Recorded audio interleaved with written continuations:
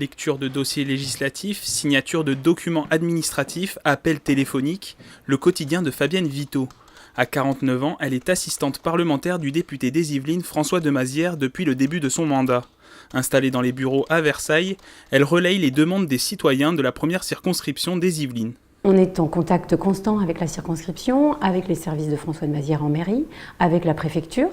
Donc en fonction de sollicitations sur des logements, sur des problèmes d'emploi, sur des problèmes de trafic de réseau SNCF qui ne fonctionnent pas. Ce sont des sujets qui interpellent les administrés. Fabienne s'occupe de la communication sur le web. Pour elle, c'est une vocation, elle ne compte pas ses heures de travail. C'est passionnant. C'est vraiment passionnant, mais c'est passionnant aussi parce que c'est un député qui donne la main, qui fait confiance. Et une fois que la confiance est établie, c'est du bonheur. C'est votre proposition de loi sur la nature. Donc ça, c'est pour que vous en preniez connaissance. Est-ce que vous souhaitez co-signer à cette PPL? Cool.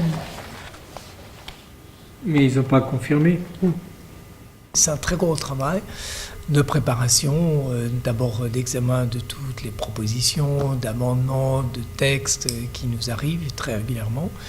Et puis ensuite, pour mon cas, moi j'étais pour l'opposition, le spécialiste des questions culturelles, donc je suis très souvent intervenu dans les débats parlementaires, notamment à l'occasion de présentation des budgets. L'autre volet de son activité se déroule ici, dans les bureaux de l'hémicycle. Fabienne Vito y consacre une grande partie de son temps de travail. Originaire de Franche-Comté, elle passe son baccalauréat et devient secrétaire médicale. Elle reprend des études de droit public, obtient le niveau DEA et décide de rentrer dans l'administration.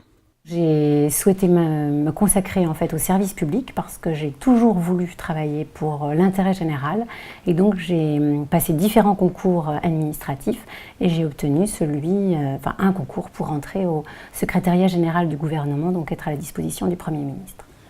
Servir les autres, c'est essentiel et travailler pour l'État, pour moi, c'est important. Et au travers de François Demazière, aujourd'hui, je considère que je continue à travailler pour l'État. Elle a notamment travaillé au cabinet du Premier ministre, occasion pour elle de rencontrer François Demazière, alors conseiller communication et culture auprès du chef du gouvernement. C'est le début de leur collaboration.